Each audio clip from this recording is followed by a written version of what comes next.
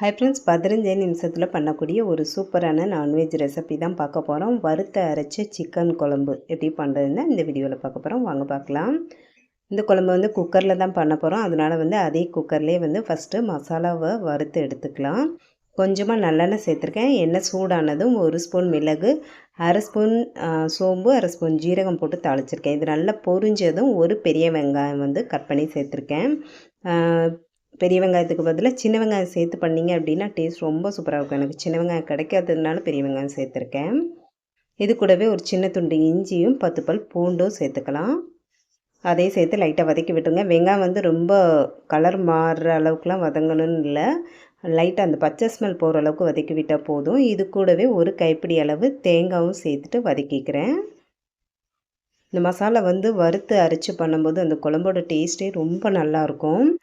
இந்த அளவுக்கு வதக்குனதுக்கப்புறம் இதை ஒரு பாத்திரத்துக்கு மாற்றிட்டு நல்லா ஆற வச்சுருங்க. ஆறினதுக்கப்புறமா கொஞ்சமாக தண்ணி சேர்த்து நல்லா பேஸ்ட் மாதிரி வர அளவுக்கு அரைச்சி எடுத்துக்கலாம்.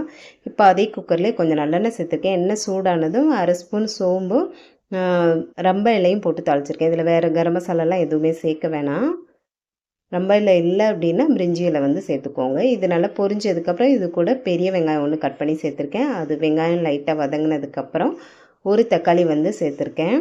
தக்காளி நல்லா மசிய வெந்ததுக்கப்புறம் இப்போ வந்து மசாலா பொருட்கள்லாம் சேர்த்துக்கலாம். 1 டேபிள் ஸ்பூன் போல் குழம்பு மிளகாய்த்தூள் சேர்த்துருக்கேன். 1 ஸ்பூன் கரம் மசாலா, அப்படி இல்லைன்னா சிக்கன் மசாலா சேர்த்துக்கோங்க. குழம்பு மிளகாய்த்தூள் இல்லைன்னா மல்லித்தூள், மிளகாய்த்தூள், மஞ்சள் தூள் வந்து சேர்த்துக்கோங்க. இப்போ இந்த மசாலா எல்லாம் கரைஞ்சி போகாமல் இருக்கிறதுக்காக கொஞ்சோண்டு தண்ணி சேர்த்துருக்கேன். சேர்த்துட்டு இந்த குழம்புக்கு தேவையான அளவு உப்பு வந்து இப்போவே சேர்த்துக்கிறேன். இதை வந்து நல்லா கலந்து விட்டுட்டு இப்போ க்ளீன் பண்ணி வச்சுருக்க சிக்கனை வந்து இதோட சேர்த்துக்கலாம். உங்கள்கிட்ட கரம் மசாலா இல்லை அப்படின்னா ஃபஸ்ட்டே வந்து வெங்காயம் தேங்காய் வதக்கும் போது ஒரு சின்ன துண்டு பட்டையும் 3 கிராம்பும் சேர்த்து வதக்கி அரைச்சிக்கலாம். அதில் வந்து ஏலக்காய்லாம் சேர்க்க வேணாம். இப்போ இது கூடையே வந்து ஒரு உருளைக்கிழங்கு சேர்த்துட்டு கொஞ்சமாக வந்து புதினா சேர்த்துருக்கேன். புதினா சேர்த்து பண்ணும்போது நல்ல ஃப்ளேவராக இருக்கும்.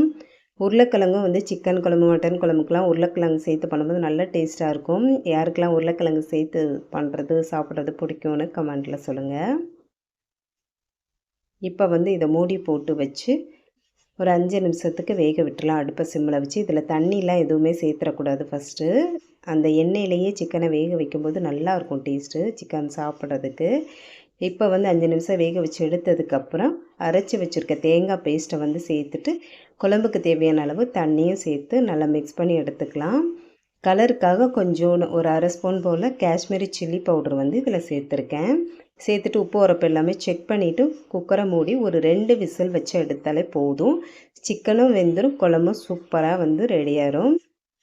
வாசனையே நல்லா கம கமன்னு செம்ம டேஸ்ட்டாக இருக்கும். இந்த ஒரு குழம்பு ரெடி பண்ணிட்டாலே போதும். பிரேக்ஃபாஸ்ட்டு வெரைட்டி எல்லாத்துக்கூடையும் சாப்பிட்டுக்கலாம். சாதத்து கூட சாப்பிட்றதுக்கும் ரொம்ப சூப்பராக இருக்கும். நான் இன்றைக்கி வந்து பொரிச்ச பரோட்டா தான் பண்ணியிருக்கேன். அது கூட சாப்பிட்றதுக்கா குழம்பு கொஞ்சம் தண்ணியாக வச்சுருக்கேன். உங்களுக்கு கொஞ்சம் திக்காக வேணுன்னா கூட கொஞ்சம் தண்ணி கம்மி பண்ணி வச்சுக்கலாம். கடைசியாக வந்து கட் பண்ணி வச்சுருக்க மல்லி இலை தூவி இறக்கணும் அப்படின்னா சூப்பரான மணக்க சிக்கன் குழம்பு ரெடி ஆயிடும். கண்டிப்பாக நீங்களும் செஞ்சு சாப்பிட்டு பார்த்துட்டு எப்படி வந்துச்சு அப்படின்னு சொல்லிட்டு மறந்துடாமல் கமெண்ட்டில் சொல்லுங்கள். இந்த வீடியோ பிடிச்சிருந்தா லைக் பண்ணிக்கோங்க. இதுவரை நம்ம சேனலை சப்ஸ்கிரைப் பண்ணலைன்னா மறக்காமல் சப்ஸ்கிரைப் பண்ணி சப்போர்ட் பண்ணுங்கள். Bye friends.